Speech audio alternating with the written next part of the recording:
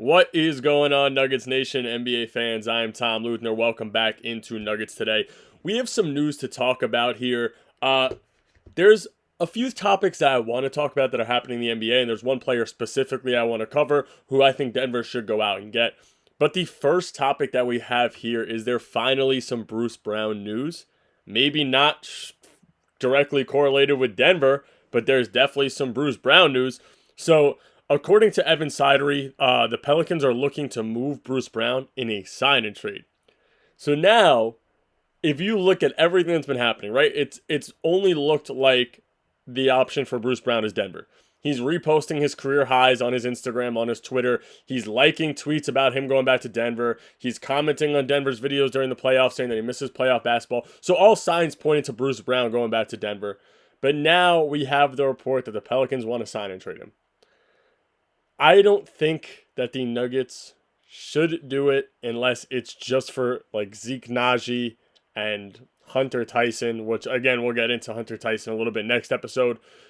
But it doesn't make sense to sign and trade him if you can just go out and offer him a contract, right? And I know that the one thing I've been saying is that I don't want Bruce on the MLE, which, you know what? I take that back. If Denver's able to sign, let's say like I've been saying, Cornette or a backup center, there's somebody I'm going to get into in this episode, then so be it. You can bring Bruce on the MLE. My MLE option is Taurean Prince, and I think I've been saying that for a little while now. I think he's the best option for Denver if you're going to go out and sign somebody on the MLE. He's probably the best option in free agency for Denver that they could afford right now. I think he's a little bit better than Bruce Brown. I know that some people are going to get mad at me for saying that, but I think that Bruce should be coming back to Denver, but on a minimum contract if possible. But if you're not able to get Taurean Prince, then bring Bruce on the MLE. Go get your backup point guard, go get your backup center, and then you're set because you have your bench. Again, like I said, I don't think that Denver should go out and trade for Bruce Brown if you don't have to. You're going to have to give up much more. You're going to probably see Denver make a lot of attempts to trade people, maybe for second round picks, maybe for other rotational pieces. I think that the word out right now is that MPJ is not going anywhere for a little while. So at this point, it comes down to making your signings and making your trades. If Denver's not going to look to trade into the draft, then go ahead and trade your, again, if it's going to be Najee or if it's going to be Tyson, whoever, for Bruce Brown. But the other thing I get nervous about is you're going to have to trade your pick. You have one pick right now you could trade. That's the 31 first. Sure, that's a ways away, but then in 2031, we're going to be complaining that we don't have a pick because we traded it for a guy like Bruce Brown who might not help us win a championship, even though I think he might be able to. He was in the past. I get nervous to trade that pick unless it's not a blockbuster deal, but a deal that can fully rebrand Denver. So I don't like the idea of a sign and trade for Bruce Brown. I would rather just throw him the MLE or throw him a minimum contract, have him come back. The next person I want to talk about is somebody that's going to be potentially bought out. The Heat are looking to buy out Duncan Robinson if they're not able to find a trade suitor because his contract is crazy. He had a great season. They decided to pay him way too much money than what he was worth, and he sort of fell off a little bit. So now I think Denver should go out and try to sign him because why not? If you're able, again, he's going to be probably on a minimum. He's a little bit older now, and you look at his stats. He averaged 11, 2, and 2 on 44% from the field and 39% from 3, which is above league average. Obviously, he's a spot-up shooter. The league average was 36%. So, again, he's an above-average shooter. And we saw him. He's able to come in and just fully light up a game. He is one of the best corner jump shots that we've seen. Maybe his stats have gone down a little bit since he got signed, and that's going to happen. He's an older shooter. But look at how many teams have these older shooters who help them out, right? And I'm not going to sit here and say that Al Horford is an older shooter, but he's a vet that's definitely helping out the Celtics, especially when they won the championship run 2 years ago. I mean, you can't even look at the Thunder because the Thunder are such a young team, but I guess Caruso, who's a 3-and-D guy, he's probably one of the oldest players on that team. But again, I think that Duncan Robinson could work in Denver. Like I said, I don't think these shooters that I'm talking about, Duncan Robinson, Seth Curry, all these guys, I don't want that to be Denver's only move. I want Denver to go out and get their backup center, and that's a topic I'm going to cover in a second. I want Denver to go out. If they're able to grab a few shooters, then so be it, because then you have a bench. Obviously, they need a backup ball handler. I covered Micic. I covered Schroeder. I covered the potential of Ty Jerome, who's somebody else we're going to talk about in this episode, even though we already talked about him. But Denver needs their backup ball handler. Denver needs their backup shooter, or 2 shooters if they can get it, and Denver needs a backup center if it's not DaRon Holmes. Like I said, they need a backup center, and I'm gonna reiterate it as much as I can because it needs to happen. This under the radar center might not have been the best player in the world, but that is Mamu Kelashvili, and I don't know if I'm pronouncing that fully correct. You've got a hard last name to pronounce. And this is a guy who's a little interesting to me. He's a 6'10 center.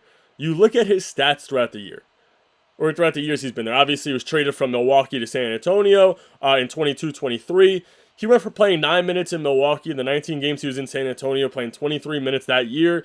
He's putting up around 10, 11 points, 7 rebounds, 2 assists rather.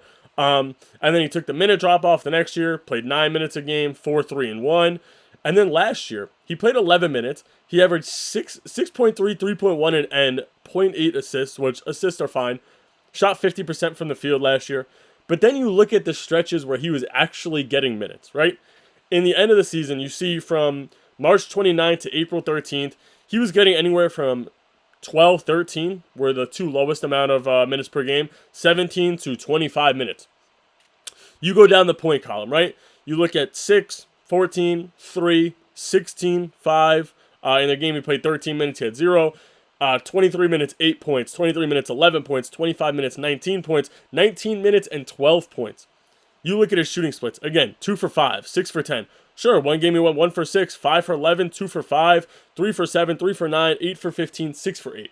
Now, he's a little inconsistent, but he's also putting up 11 rebounds, 10 rebounds, 9 rebounds, 8 rebounds. That's all in 20 minutes per game at a max. 23 minutes per game at a max, rather. Those are perfect backup numbers for Denver. He's not the best shooter in the world, but he can definitely expand the floor. You go look at this guy's highlights. You look at how he plays a game. Pick and pops with him look fine.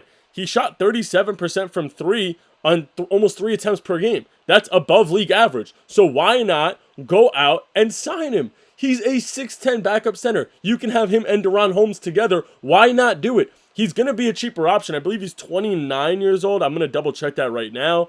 Sorry, he's 27. He's going to be 27 years old. He's 6'11", 27 years old.